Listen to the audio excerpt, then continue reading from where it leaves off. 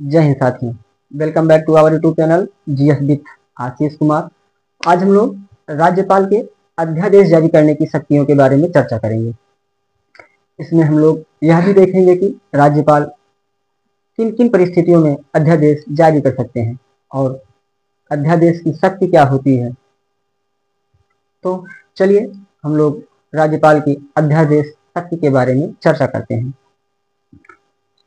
अध्यादेश शक्ति में सबसे पहले यह जानते हैं कि राज्यपाल किन किन विषयों पर अध्यादेश जारी कर सकते हैं। तो इसमें यह आता है कि राज्यपाल केवल उन्हीं विषयों पर अध्यादेश जारी कर सकते हैं जिन विषयों पर विधानमंडल को कानून बनाने की शक्ति होती है। राज्यपाल इसके इतर या उन विषयों पर अध्यादेश जारी नहीं कर सकते हैं जिन विषयों पर विधानमंडल को कानून बनाने की शक्ति ना प्राप्त हो। अब देखते हैं कि राज्यपाल अध्यादेश कब जारी कर सकते हैं। राज्यपाल अध्यादेश तभी जारी कर सकते हैं जब विधानमंडल सदन में या विधानमंडल सत्र में ना हो। विधानमंडल सत्र में ना हो। यदि विधानमंडल द्विसदनीय है, अर्थात वहां पे किसी राज्य में विधान परिषद भी है, तो यह देखा जाएगा कि यदि विधान परिषद या विधानसभा दोनों में से कोई एक सदन सत्र में नहीं है और राज्यपाल को ऐसा लगता है कि किसी विषय पर कानून बनाना आवश्यक है या जरूरी है, तो राज्यपाल अपनी अध्यादेश शक्ति का प्रयोग करते हुए उस विषय के संबंध में जो है अध्यादेश जारी कर सकते हैं। और अध्यादेश की वही शक्ति होगी जो शक्ति विधानमंडल द्वारा पारित किए गए कानूनों की होती है। ऐसी भी कुछ परिस्थितियां आती हैं जब राज्यपाल अध्यादेश जारी नहीं कर सकते हैं। तो उन परिस्थितियों को देखते हैं। यदि अध्यादेश में ऐसे कोई प्रावधान हैं जिन प्रावधानों को यदि वे प्रावधान किसी विधेयक में होते तो राज्यपाल उस विधेयक को राष्ट्रपति के विचार के लिए आरक्षित कर लेते। तो ऐसे प्रावधान यदि अध्यादेश में शामिल हैं तो राज्यपाल ऐसे विषय पर अध्यादेश नहीं जारी करेंगे। और दूसरा प्रावधान है कि यदि अध्यादेश में ऐसे कोई प्रावधान है जिस प्रावधान के तहत यदि विधानमंडल उस विषय को राष्ट्रपति की पूर्व अनुमति के बिना विधानमंडल में नहीं पेश कर सकती थी, तो राज्यपाल उस विषय पर भी अध्यादेश जारी नहीं कर सकते हैं, नहीं जारी कर सकते हैं या नहीं जारी करेंगे। अध्यादेश का समय काल क्या हो सकता है, अर्थात अध्यादेश जीवित कब तक रह सकता है, तो इसके बारे में हम लोग चर्चा करते हैं। यदि राज्यपाल ने अध्यादेश जारी कर दिया और सदन सत्र में आया, यदि उस राज्य में सदन द्विसदनीय है, तो यदि राज्य में सदन दो सदनीय है, ठीक है, तो मान लीजिए विधान सभा सत्र में आई ये 6 सप्ताह और विधान परिषद भी इसके साथ ही सत्र में आई तो ये भी 6 सप्ताह। अर्थात यदि राज्य में सदन दो सदनीय है और दोनों सदन एक साथ सत्र में आते हैं, तो जिस दिन से सदन सत्र में आया है उसके 6 सप्ताह की अवधि तक यदि विधानमंडल द्वारा उस अध्यादेश का अनुमोदन कर लिया जाता है तो अध्यादेश आगे निरंतर जारी रहेगा। और यदि सदन दो सदनीय है और कोई एक सदन कुछ समय के बाद, जैसे मान लीजिए ये दोनों एक साथ आएंगे तो ये 6 सप्ताह दोनों को एक साथ लिया जाएगा। यदि कोई एक सदन इसमें से कुछ समय के पश्चात आता है, मान लीजिए विधानसभा ये है, ये मान लीजिए विधान परिषद है,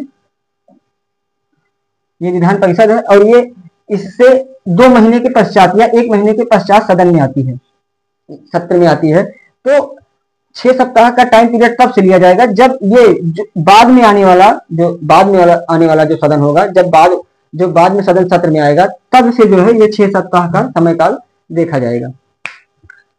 और राज्यपाल अध्यादेश जब चाहें तब जो है राज्यपाल अध्यादेश को वापस ले सकते हैं। अध्यादेश विधानमंडल के द्वारा भी समाप्त किया जा सकता है। इसमें यह प्रावधान है कि यदि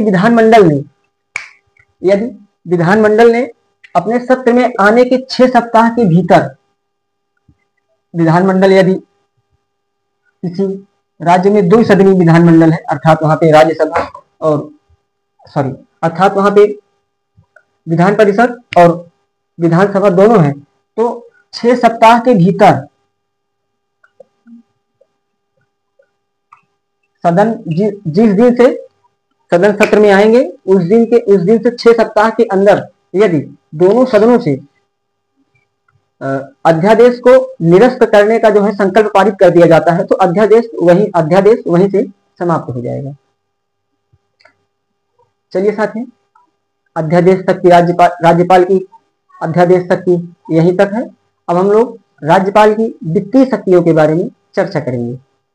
राज्यपाल की वित्तीय शक्ति में है कि राज्यपाल राज्य का जो वार्षिक वित्तीय विवरण होगा वह विधानसभा के पटल पर राज्यपाल द्वारा ही रखवाया जाएगा। जैसे वार्षिक वित्तीय विवरण अर्थात बजट, राज्य का जो बजट होगा वह राज्यपाल ही जो है सदन के पटल पर रखवाते हैं। और कोई भी धन विधेयक, यदि कोई धन विधेयक है तो वह राज्यपाल की पूर्व स्वीकृति, राज्यपाल की पूर्व अनुमति के बाद ही जो है राज्यपाल की पूर्व अनुमति से ही विधान सभा में रखा जाएगा।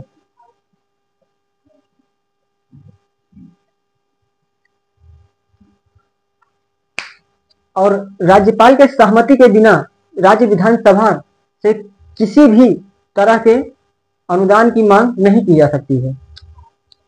यदि राज्यसभा में राज्य विधानमंडल किसी प्रकार के अनुदान की मांग करता है तो राज्यपाल की उस पर सहमति आवश्यक है। यदि राज्यपाल की उस पर सहमति नहीं है तो किसी भी प्रकार के अनुदान की मांग जो है वह राज्य विधानसभा से राज्य सरकारें नहीं कर सकती हैं। राज्यपाल राज्य वित्त आयोग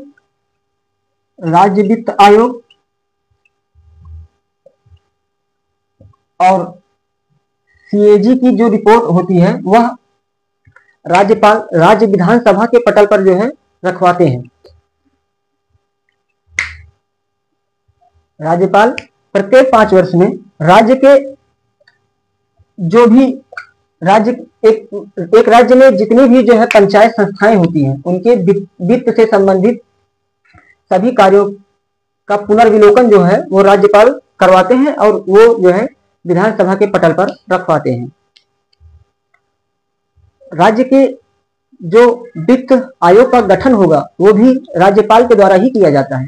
ऐसा गठन प्रत्येक 5 वर्ष में किया जाएगा। आइए अब हम लोग राज्यपाल की न्यायिक शक्तियों के बारे में चर्चा करते हैं।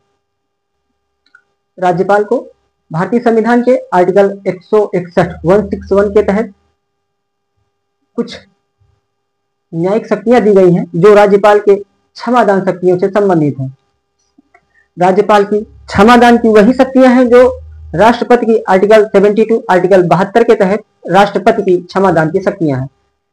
राज्यपाल के क्षमादान शक्ति की तुलना राष्ट्रपति के क्षमादान शक्ति से करते हैं। जहां राष्ट्रपति केंद्रीय विधि के तहत दोषी करार दिए गए व्यक्ति के दोष को क्षमा कर सकता है तो वहीं राज्यपाल केवल राज्य के विधि के अंतर्गत दोषी करार दिए गए व्यक्ति के दोषों को क्षमा कर सकता है। जहां राष्ट्रपति सेना न्यायालयों से दोषी करार दिए गए व्यक्तियों के दोष को भी क्षमा कर सकता है तो राज्यपाल के पास ऐसी शक्ति नहीं है कि वह सेना न्यायालय से दोषी करार दिए गए व्यक्ति को दोष को क्षमा कर सके। मृत्युदंड के संबंध में राष्ट्रपति के पास अक्षम्य शक्ति है। राष्ट्रपति मृत्युदंड का दोषी करार दिए गए व्यक्ति के दोष को पूरी तरीके से खत्म कर सकता है तो वहीं राज्यपाल के पास मृत्यु दंड का दोषी करार दिए गए व्यक्ति के दोष को पूरी तरीके से समाप्त करने की शक्ति तो नहीं है, परंतु हाँ, मृत्यु दंड के दोष को राज्यपाल कम कर सकता है और उसके दोष को किसी दूसरे प्रकार में परिवर्तित कर सकता है। जैसे मृत्यु दंड के दोष को वह आजीवन कारावास या आजीवन सश्रम कारावास में परिवर्तित कर सकता है। तो आज यहीं तक। कल हम लोग राज्यपाल की अन्य शक्तियों के बारे में चर्चा करेंगे। धन्यवाद।